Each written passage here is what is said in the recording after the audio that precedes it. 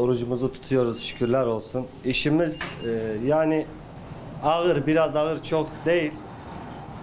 Şükürler olsun, değer yani, iman etmişiz elhamdülillah, iman etmişiz cennet cehenneme. Dolayısıyla Allah'ın izniyle ucunda güzel şeyler var İnşallah. Bize rahat geliyor yani, şükürler olsun, iyidir. Bu şekil giderse iyi, şükürler olsun.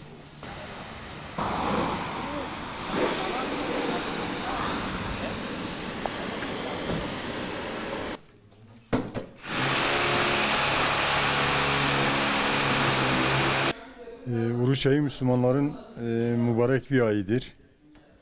Ne mutlu ona ki orucu tutabiliyor.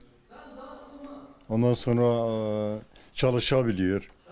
Eğer bir insan oruç ayında çalışıyorsa inşallah o yaptığı işin karşılığı helaldir. Bir de zor. Hava geçi şu an serin, insan çalışabiliyor ama yazın biraz sıkıntı veriyor oruç tutanlara. Oruç bizim için rahat bir geçiyor. Çünkü bu bizim borcumuzdur. Allah'a olan borcumuzdur. Biz elhamdülillah Allah'a iman etmiş olduğumuz için bizim oruç konusunda bir sıkıntımız yok. Ama istiyoruz ki bu oruçta Müslümanlar birbirler vahdet içinde yaşasınlar. Bundan sonra bu vahdeti devam etsinler.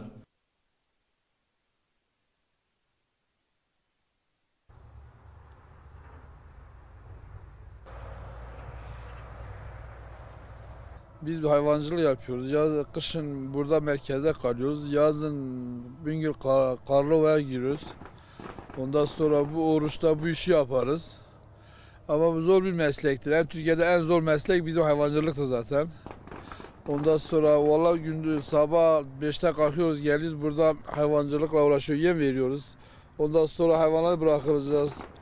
Oruç tutacağız. Oruç tutmayanlara bir tavsiyemiz var. Tutsunlar dedim. Yani Allah için tutsunlar. Biz bu işi yapacağız, tutacağız ama tutmayanlar, boşta gezenler yine tutmayacaklar. Tutsunlar yani. Tutsunlar. Ne kadar çile çekse o kadar ibadeti çoktur. O kadar vekaletler vardır. Aman diğerlere tavsiyem oruç tutsunlar. Valla gördüğünüz gibi işimiz budur. Yani bu ikindi namazdan sonra gelip tek başınayım. Yani 400-500 hayvan yemi dolduracağım. Ondan sonra hayvanın, kuzuların ayrı yemi dolduracağım. Bu çileyi çekip yine oruç tutacağız. Yani yine oruç tutacağız. Tutmayanlara yine tavsiye ederim. Tutsunlar. Allah rızası için tutsunlar dedim.